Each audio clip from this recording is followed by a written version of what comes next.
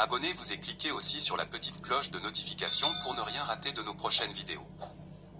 N'oubliez pas de partager aussi la vidéo et de la liker.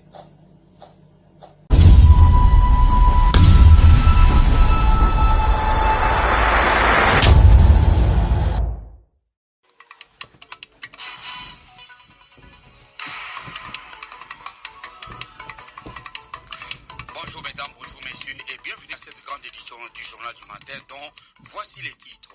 La première ministre Judith Suminwa Tuluka a procédé samedi dernier à Kinshasa au lancement d'une table ronde nationale définissant les cadres stratégiques nationaux intégrés pour lutter contre les cancers féminins. Les détails dans quelques instants. Une centaine de véhicules bloqués sur la nationale numéro 4 à une cinquantaine de kilomètres de Kisangani. Au moins 4 points chauds rendent la vie difficile aux usagers de cette route, notamment au point kilométrique 59. D'ici le 30 octobre en cours, le projet d'accompagnement des communautés locales et de peuples autochtones dans la gestion durable des forêts va arriver à terme après 7 ans d'exécution. Pour en parler, nous recevons le professeur Alphonse Maïndo, directeur des Trombebos RDC. Mesdames et messieurs, voilà tout pour les titres. Mais d'abord, cette information qui vient de nous parvenir. 14 morts, bilan encore provisoire d'un incendie survenu cette nuit à Founou, dans la ville de Bukavu, au sud Kivu. Selon nos sources, le drame s'est produit près de l'église Fununuru, sur l'avenue Maendeleo, dans le quartier Mosala. Un feu d'origine inconnue s'est déclaré alors que les victimes étaient endormies. Nous y reviendrons dans nos prochaines éditions. Mesdames et messieurs, encore une fois, bonjour. Définir le cadre stratégique national intégré pour lutter contre les cancers féminins, c'est l'objectif de la table ronde nationale lancée à Kinshasa ce samedi par la première ministre Judith Suminwa. L'intégration des cancers féminins comme priorité de la couverture santé universelle figure parmi les résultats attendus dans ces assises. Organisée par le ministère de la Santé, cette première table ronde nationale a connu la participation de la première dame de la République en qualité de la marraine de Rose. Reportage Lukinzao.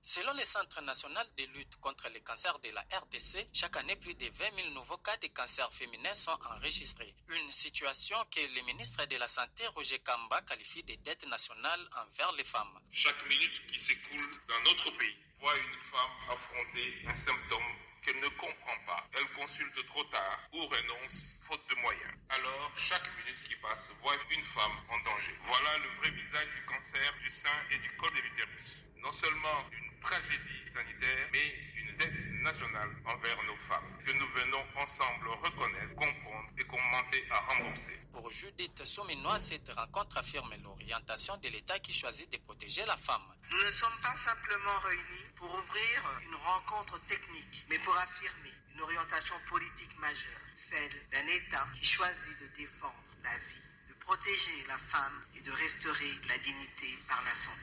Notre ambition n'est pas seulement de sauver des vies, mais de bâtir un système de santé qui inspire confiance et suscite l'adhésion du peuple. Des médecins congolais seront formés en chirurgie du cancer au Maroc, a annoncé le ministre de la Santé, Roger Kamba. Santé encore, des 500 cas de polio en 2022 à moins de 10 cas en octobre 2025 en RDC. C'est le résultat des avancées sur la lutte contre la polio en République démocratique du Congo. Ces chiffres ont été rendus publics par Losamba Kabamba, coordonnateur de tous les partenaires techniques et financiers de l'initiative mondiale pour l'éradication de la polio à l'occasion de la journée mondiale de la polio célébrée le 24 octobre de chaque année. Ces résultats sont le fruit des efforts de tous les partenaires qui ne se lassent à fournir de moyens nécessaires pour la vaccination des enfants. C'est entre autres la Fondation Bill et Melinda Gates, l'UNICEF, l'OMS et Rotary Club. Dr Losamba Kabamba a par la même occasion émis le vœu de voir la polio être éradiquée sur toute l'étendue de la RDC d'ici 2026. On l'écoute au micro de Stanislas Djoumi.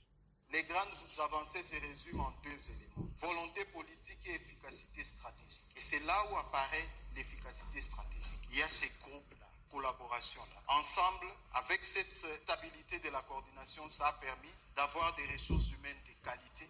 Ça nous a permis d'améliorer la qualité de la vaccination, des campagnes de vaccination. Je vous ai dit tantôt, on était à plus de 500 cas en 2022, plus de 500 enfants paralysés. Aujourd'hui, en 2025, au mois d'octobre 2025, on a isolé 8 virus dans le pays. Donc, vous voyez un peu d'où nous venons et là où nous sommes aujourd'hui. On parle de moins de 10. Et l'année prochaine, l'idée, c'est qu'en 2026, nous soyons à mesure de venir, d'avoir une réunion, une rencontre pareille, une séance pareille, une session pareille, et dire tout haut qu'avec les efforts de tout le monde, du gouvernement, des partenaires, vos efforts sur le terrain, on a atteint zéro. Éducation à présent, l'inspecteur général de l'éducation nationale, Hubert Kimbonza, encourage ses collaborateurs à fournir un travail de qualité dans les écoles. Lors d'une réunion de travail tenue ce samedi avec les inspecteurs principaux provinciaux IPP de Kinshasa, il a insisté sur la gratuité du contrôle de qualité de l'enseignement. À travers ces injonctions, l'inspecteur général a également exprimé le souhait que l'inspection de l'éducation nationale redevienne le pilier de la transformation du système éducatif et que l'école reste le lieu par excellence d'apprentissage et de savoir pour les enfants. Hubert Kimbonza au téléphone de Blaise Ndongala Mayanda. On avait jugé mieux échanger avec nos collaborateurs de la ville-province de Kinshasa, le 5 IPP avec leurs principaux provinciaux adjoints pour leur donner les grandes lignes, les grandes directives de son Excellence Madame le ministre d'État. Et nous avons pu adresser le message de l'autorité, celui de faire en sorte que l'inspection de l'éducation nationale redevienne les piliers pour la transformation qualitative de notre système éducatif. Parce que c'est l'inspecteur qui contrôle l'enseignement dans les salles de classe, c'est l'inspecteur qui découvre les insuffisances auprès des enseignants et donc il faut fournir beaucoup plus d'efforts. Si l'inspecteur arrive à déceler des erreurs, arrive à les corriger, ainsi donc sur terrain, l'enseignant fera un bon travail et le produit qui sera demain appelé finaliste et aussi diplômé et ses fruits soit celui qui sera inattaquable dans les jours à venir. Donc c'est dans ce sens-là. Dans le secteur de l'éducation nationale, les missions des inspecteurs consistent, entre autres, à assurer le contrôle pédagogique, à évaluer les enseignants et les établissements, à vérifier le respect des programmes et à accompagner les réformes éducatives dans le pays. Au Nord Kivu, les enseignants de la province éducationnelle Nord Kivu 3 interpellent la Caritas et demandent les paiements réguliers de leur salaire. Pendant que le mois d'octobre touche déjà à sa fin, ils disent attendre encore leur salaire de septembre. Ils dénoncent les retards récurrents, affirmant qu'ils doivent sans cesse lancer des alertes pour être payés. C'est Bandou Baouma Exaucé, secrétaire exécutif du syndicat national des professeurs de l'enseignement dans cette province éducationnelle qui couvre les territoires de Massissi et Rutshuru.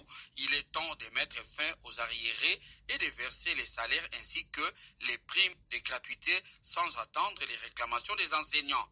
On écoute M. Bandou Baouma Exaucé au micro de Rosalie Zawadi.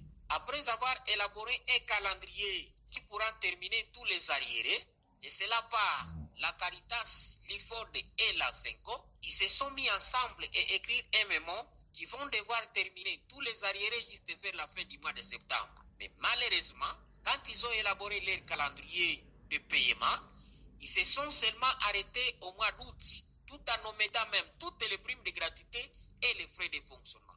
Pendant qu'aux écoles primaires, aucun enseignant qui peut être motivé sans être payé sa prime de gratuité, aucune école à l'école primaire, aucun bureau gestionnaire qui peut fonctionner sans frais de fonctionnement.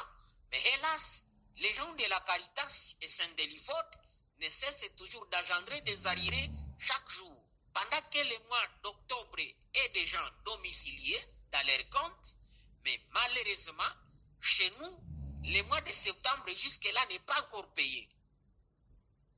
Contacter les autorités de la Caritas précise que les fonds transférés par Kinshasa pour le paiement des enseignants ne couvraient que la période allant jusqu'au mois d'août et que ces salaires ont déjà été versés. Elles invitent les enseignants concernés à se présenter dans leur bureau pour toute clarification ou réclamation plutôt que de passer par les médias. Dans le même registre, les enseignants de la sous-division éducationnelle Calais et 3 au Sud Kivu attendent toujours leur salaire qui tarde à venir. D'après eux, le retard est causé par certains organismes mandatés par le gouvernement pour effectuer la paix. Selon Bahati Matabaro, leur représentant syndical, si rien n'est fait, ils vont bientôt accumuler 2 mois d'arriérés de salaire.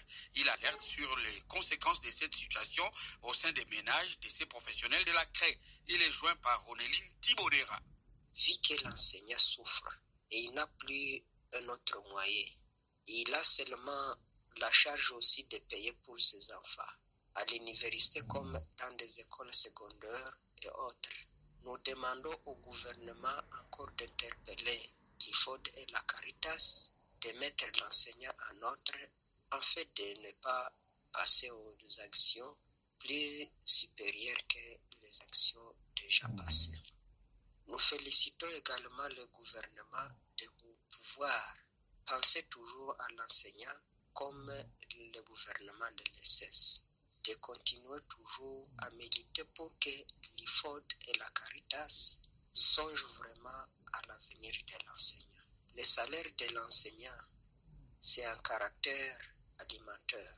On prive l'enseignant ce salaire, c'est plus qu'on le dit. Nos tentatives pour joindre les responsables de la Caritas et de l'IFOD afin d'obtenir leur version des faits sont restées sans issue. Une centaine de véhicules bloqués sur la nationale numéro 4 à une cinquantaine de kilomètres de Kisangani, en cause de bourbiers qui ne facilitent pas la fluidité de la circulation sur cette route d'intérêt socio-économique capital. Cette situation est décriée tant par les passagers que par les conducteurs des véhicules. Un reportage de Jacques Moukonkole. Moins 4 points chauds rendent la vie difficile aux usagers de cette route, notamment au point kilométrique 59. Ici, plus de 100 véhicules attendent de continuer leur voyage dans les deux sens. Parmi les passagers, on compte des femmes et des enfants obligés de passer la nuit à la Belle Étoile. Jeff Moké, l'un d'eux, exprime son regret. Je pars vers Bounia, mais depuis hier, nous étions bloqués ici depuis 11 heures. On nous bloque vraiment. Nous sommes en train de chercher le canal où nous allons passer ici. Les conducteurs de véhicules ne comprennent pas comment cette route ne soit pas maintenue dans un état de praticabilité permanent alors qu'ils dépensent beaucoup d'argent pour les taxes officielles, hormis des sommes injustifiées. Vous payez à Beni, vous payez à Mangina, à Bela, Matiti. À partir des quittances, vous pouvez vous rendre compte que nous dépensons au moins $1,500 à partir de là jusqu'à Kisangani. Les usagers de la nationale numéro 4 demandent aux autorités provinciales de la Tchopo de s'investir pour la réhabilitation de cette route, car, déclare-t-il, elle n'est dégradée que dans cette entité. Jacques Moukonkole, Kisangani, Radio Okapi. Dans un autre registre, le collectif des femmes leaders de Kasongo dans la province du Maniema ont célébré vendredi 24 octobre dernier la journée internationale de la femme rurale en plantant les cacao dans leurs champs pilotes. En présence de l'autorité territoriale, ce collectif des femmes leaders de Kasongo a demandé l'accompagnement de tout le monde, en particulier celui des autorités pour que la culture des cacao soit pérennisée dans ces territoires ainsi que dans toute la province du Maniema. Florence Kisalunga pour le reportage.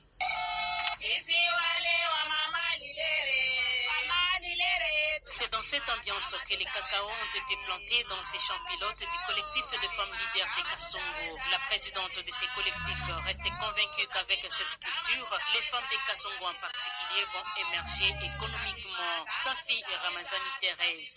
Nous sommes dans le développement durable. Le développement durable demande les activités qui vont être pérennisées. Nous avons toujours l'habitude de planter les maïs, les arachides, les haricots, tout ça. Mais quand nous faisons la vente de tout ça, ça nous amène à rien. Mais quand on plante les cacao, nous avons de l'expérience de nos semblables de Nord et Sud Kivu. Mais ces femmes sont devenues vraiment, on peut dire que ce sont des femmes patronnes parce qu'ils ont une économie qui est consistante. La critique qui est entamée aujourd'hui avec l'aide du Seigneur, ça va aussi nous faire progresser, ça va nous faire émerger aussi dans le monde économique. Présent à cette cérémonie, l'administrateur du territoire de Kasongo félicite ses collectifs et encourage les autres femmes ainsi que toute la population à promouvoir cette culture. Kindu, Florence Kizalunga, Radio Kapi. En plus bref, rendons-nous au Congo central. Les 18 entités territoriales décentralisées et zones périurbaines de cette province sont ciblées pour accueillir la deuxième phase du programme d'accès aux services d'eau et d'assainissement en RDC, PCA en sigle, financé par la Banque mondiale à hauteur de 200 millions de dollars américains. Ce programme qui vise à améliorer et à étendre durablement l'accès à l'eau potable et aux services d'assainissement dans plusieurs provinces du pays était ce vendredi au centre d'un atelier de validation des zones d'intervention du projet TENU à Matadi. Le gouverneur du Congo central, Grace Mkwanga Bilolo, qui a procédé au lancement de cette activité, salue l'avènement de ce projet, lequel contribuera au développement durable centré sur la santé publique et le bien-être social. Actualité.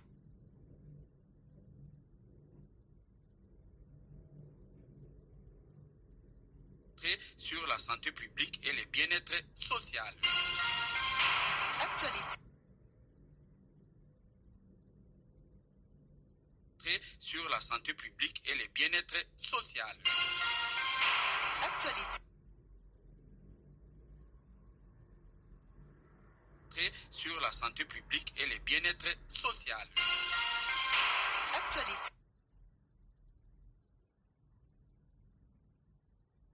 Sur la santé publique et le bien-être social. Actualité.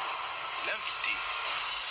D'ici le 30 octobre en cours, le projet d'accompagnement des communautés locales et des peuples autochtones dans la gestion durable des forêts va arriver à terme après 7 ans d'exécution. Financé par le gouvernement néerlandais, ce projet est mis en œuvre par Trombebos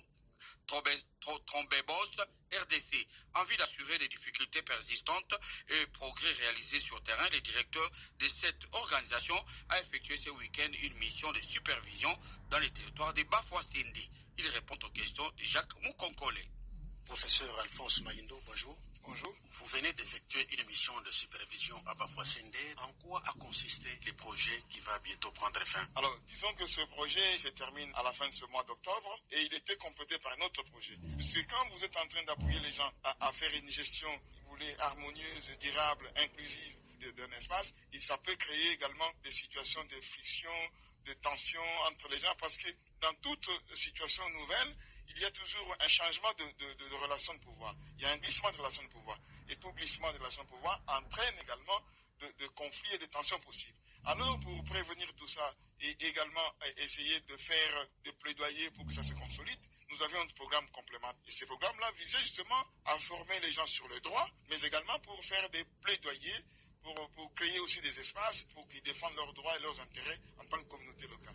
Et ce sont ces deux programmes-là qui se terminent pratiquement au même moment, ici à la fin de ce mois. Mais nous avons donc ce nouveau programme qui vient. Et à côté de ce nouveau programme, nous avons aussi un programme qui a commencé l'année dernière, qui vise à faire aussi des CFSL. Nous avions déjà commencé en quelque sorte à faire une mise à échelle pour dupliquer, si vous voulez, dans d'autres endroits, avec le projet sécurisation forestière et des moyens d'existence de communautés locales CFOMEPAC, avec un autre partenaire TENU Facility. On a dupliqué ça, pas seulement ici à Bafouassende, notamment dans un nouveau secteur de Bémili, mais nous avons aussi été dans d'autres territoires. Quelle évaluation faites-vous de tous ces projets antérieurs que vous venez d'énumérer? Je dois vous dire que de manière générale, sans beaucoup de fausses modesties ou sans vouloir nous encenser, je dois dire que je suis très très très fier de mes équipes de terrain, de tous mes collègues qui ont réalisé vraiment un travail appréciable et je le sens et je le vis ici lors de cette mission de supervision. C'est une mission qui n'a pas été annoncée, si vous voulez, aux gens. Je surprends les gens, mais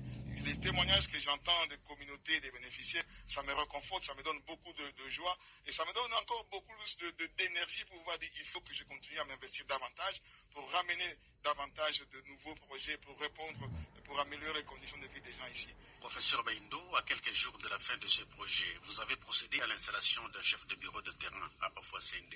Et c'est opportun. Et justement, c'est puisque ce projet que nous étions en train de mettre en œuvre est arrivé à terme, d'ici quelques semaines, ça va terminer, qu'il fallait trouver des mécanismes de durabilité pour qu'il y ait les résultats qu'on a pu engager puissent être capitalisés et même, si vous voulez, mise à échelle pour d'autres endroits. Et c'est pour ça qu'il fallait faire une coordination, mettre quelqu'un en place. Et nous n'avons pas attendu la fin du projet pour le faire. Nous avions déjà commencé à penser avant. Nous avons trouvé un nouveau financement qui nous permette justement de faire ce travail, d'interconnecter les différentes services qui existent, mais aussi d'inciter les gens qui sont autour de cet espace, qui ne sont pas encore dans le processus, de rentrer également dans le processus pour créer un espace de corridor écologique le long de la RN4 avec les communautés avec lesquelles nous travaillons. Et donc on a eu ces financements qui nous permettent de faire ça et de consolider les résultats qu'on a pu avoir, les capitaliser pour les pérenniser.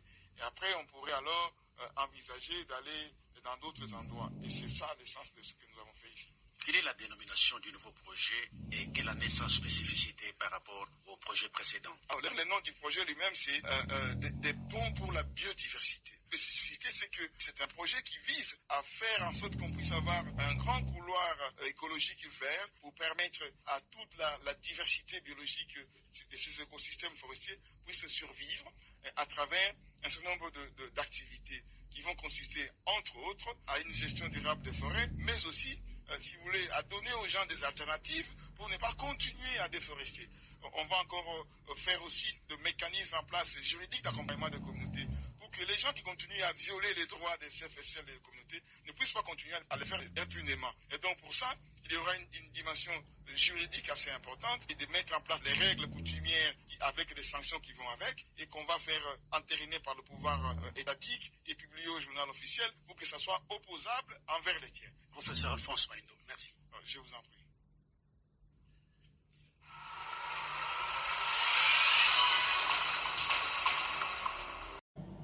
Abonnez-vous et cliquez aussi sur la petite cloche de notification pour ne rien rater de nos prochaines vidéos. N'oubliez pas de partager aussi la vidéo et de la liker.